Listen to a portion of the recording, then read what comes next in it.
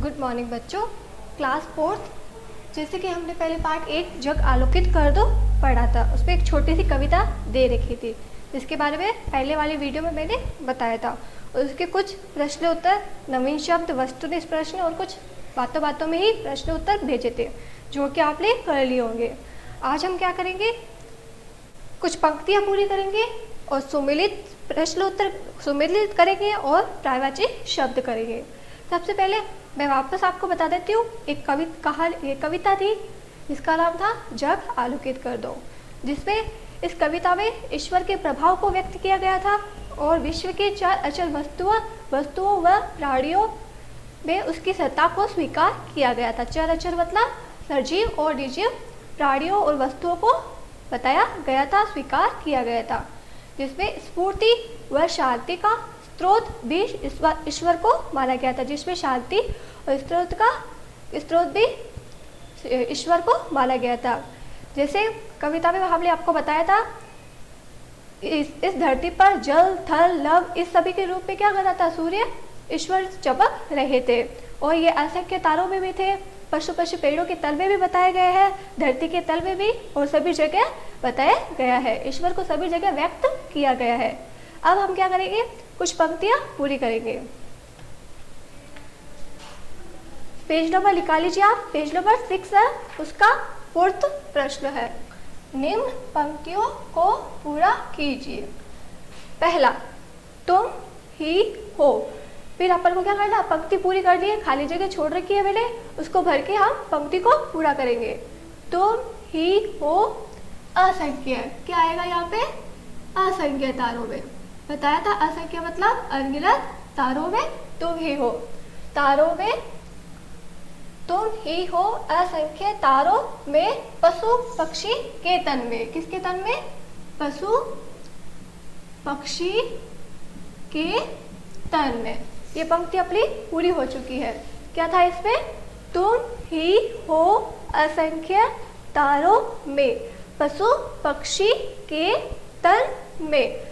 अब ये लिखा गया कि से उठकर तुम खाली जगह का पालन करते हो। किसका पालन करते हो, कहाँ से उठकर करते हो, सागर की लहरों से उठकर तुम किसका पालन करते हो, जग का, संसार का पालन करते हो।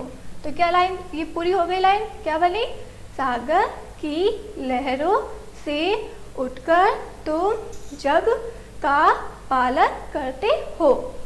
अगली पंक्ति पूरी करेंगे हम। धरती के खाली जगह दे रखी है, फिर खाली जगह दे रखी है, तुम का खाली जगह करते हो। तो इस पंक्ति को हम पूरा करेंगे। सबसे पहले क्या लिखा है, धरती के तल में, कहाँ पर, धरती के तल में रहकर, धरती के तल में रहकर तुम किसका करते हो, ऊर्जा का सर्जन करते हो। क्या करते हो, सर्जन करते हो। ठीक है, ये पंक्ति भी अपनी पूरी हो गई है। वापस भी करेंगे हम। तुम ही हो असंख्य तारों में, पशु पक्षी के तन में, सागर की लहरों से उठकर तुम जग का पालन करते हो, धरती के तल में रहकर तुम ऊर्जा का सर्जन करते हो।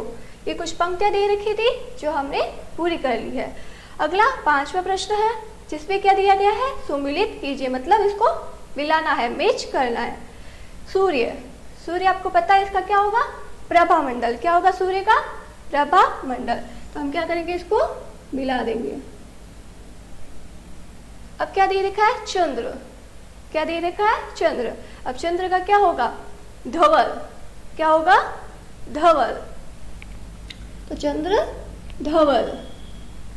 तारे आपको पता ही है, टिमटिमा ही होगा, तारे टिमटिमाते हैं, तो हम क्या करेंगे, टिमटिमाना से मैच कर देंगे, तारे टिमटिमाना। फिर है सागर। क्या लिखा है ये, सागर।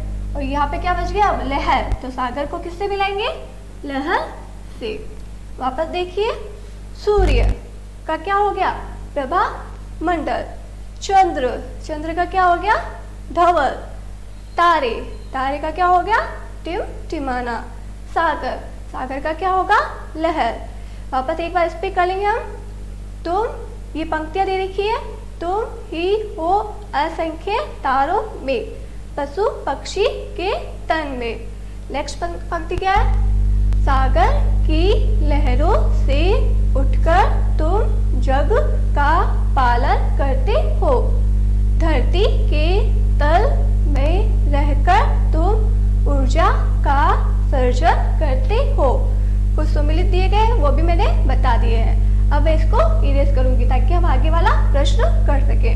ओके, आगे का प्रश्न हमारा होगा पर्यायवाची शब्द, जो हम करेंगे। फिर मैं आपको पीडीएफ के जरिए इसको भेज दूंगी। अगला प्रश्न कौन सा है अपना, पेज नंबर 7 पे देखिए। 7 प्रश्न है, जिस कौन सा है 7। क्या प्रश्न है, पर्यायवाची शब्द लिखो।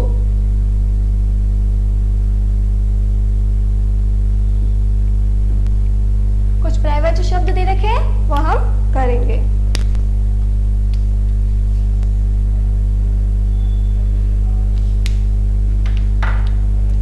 पहला कौन सा है, पृथ्वी। क्या है पहले का, पृथ्वी। पृथ्वी में क्या आएगा पर्यायवाची शब्द, आपने पिछली कक्षा में पढ़ा होगा। तो पृथ्वी का क्या होगा, धरा।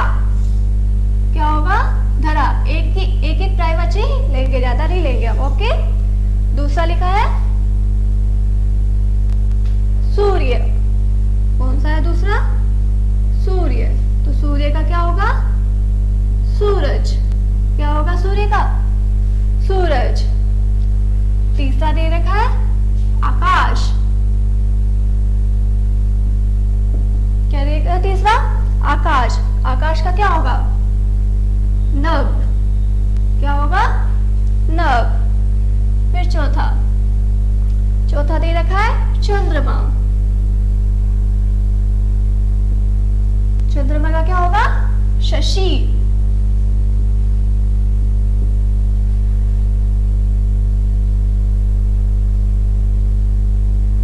क्या होगा, शशि। पांचवा दे रखा है नदी। क्या दे रखा है, नदी। नदी का क्या होगा, कुछ भी ले सकते हो आप, जैसे सरिता। क्या लिया हमने, सरिता। नदी का क्या होगा, सरिता। फिर दे रखा है सागर। सागर के भी बहुत से होते हैं, एक लेते हैं अपन समुद्र। क्या होगा, समुद्र। फिर 7, सातवें में क्या है, लहर। क्या है, लहर। लहर का क्या होगा, तरंग। क्या होगा लहर का, तरंग। फिर अगला दे रखा है शीतल। शीतल मतलब ठंडा। शीतल, ठंडा। फिर 9 नंबर, फिर दे रखा है तन। क्या दे रखा है, तन। तन का क्या होगा, काया। क्या होगा, काया। ये कुछ पर्यायवाची शब्द है। पृथ्वी, धरा। सूर्य, सूरज। आकाश, नभ। चंद्रमा, शशि। नदी, सरिता। सागर, समुद्र। लहर, तरंग। शीतल, ठंडा। तर, काया। वैसे बहुत सारे पर्यायवाची शब्द होते हैं, लेकिन हम एक एक ही लेकर चलेंगे ताकि आपको याद करने में आसानी हो। ये पार्ट 1 हमारा कंप्लीट हो चुका है, जिसको मैंने बोर्ड पे समझा दिया। कुछ प्रश्न उत्तर बच गए थे जो मैंने आपको बता दिए हैं। अब इसको मैं आपको पीडीएफ के जरिए भेज दूंगी ताकि आप कर सके। ठीक है, थैंक यू।